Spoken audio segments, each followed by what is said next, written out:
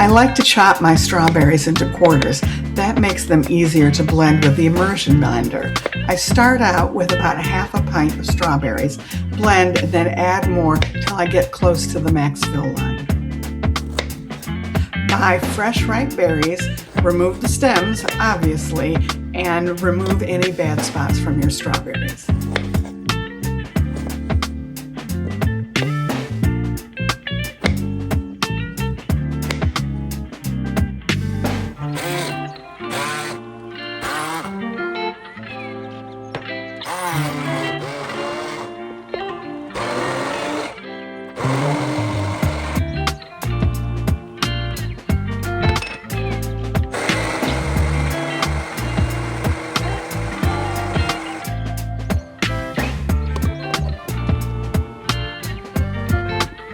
As this is sorbet and not ice cream, only have it rest on the counter for 5 minutes